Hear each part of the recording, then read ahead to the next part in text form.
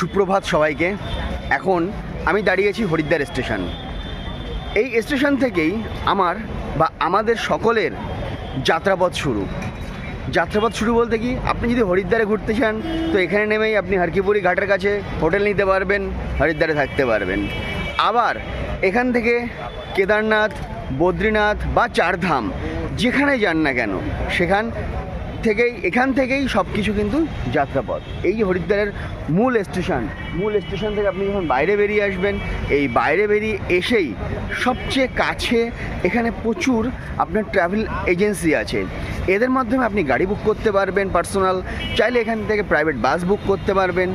আর যদি আপনি সরকারি বাসে যেতে চান, এখানকার গভর্নমেন্ট বাসে, তো তাহলে আপনি এইখান থেকে খুব কাছেই আপনি পায়ে হেঁটে চলে যেতে পারবেন সেই বাস আড্ডাতে। সেখান থেকে আপনি সকাল ভোরবেলা থেকেই কিন্তু বাস ছাড়ে, সেই বাসে করে আপনি চলে যেতে পারবেন হরিদ্বার।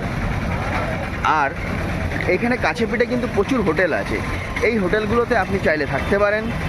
আবার এই হোটেলগুলোতে না থাকতে চাইলে আপনি যদি মনে করেন গঙ্গার কাছাকাছি থাকবেন, তো সেখানেও কিন্তু আপনি গাড়িতে করে হোটেল নিয়ে বুক করে থাকতে পারেন। 500 টাকা থেকে হোটেল শুরু। এবার আপনি আপনার সাধ্য মতন যে কোনো জায়গায় আপনি হোটেল এসেই বুক করতে পারেন।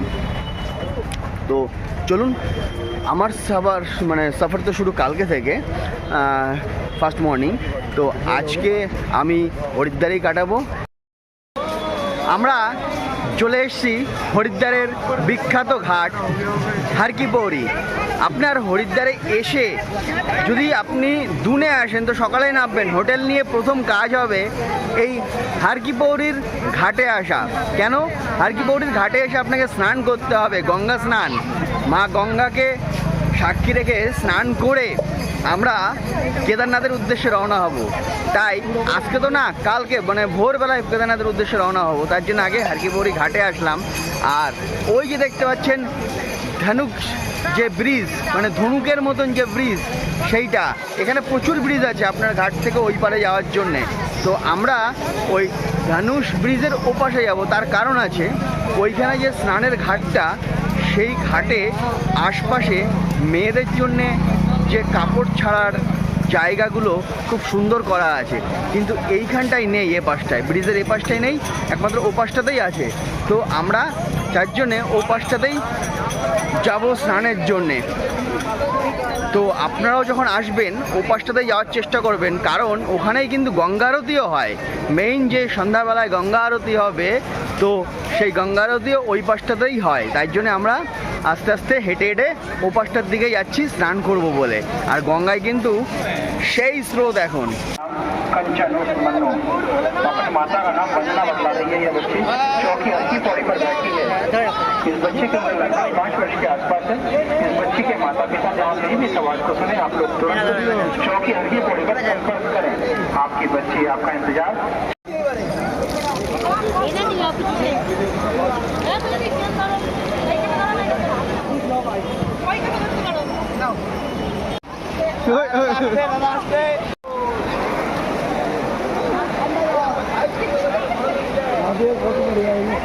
ना फोटो नहीं खिंचवानी है।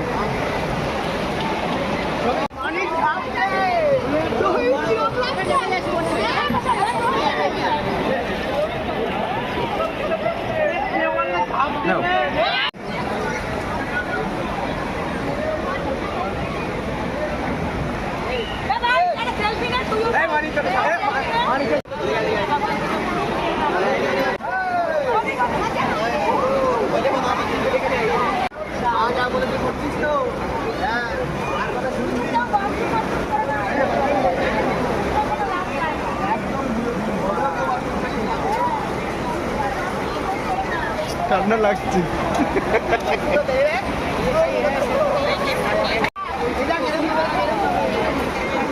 सफाई कर्मचारी महेश मेन गेट पहुंचे।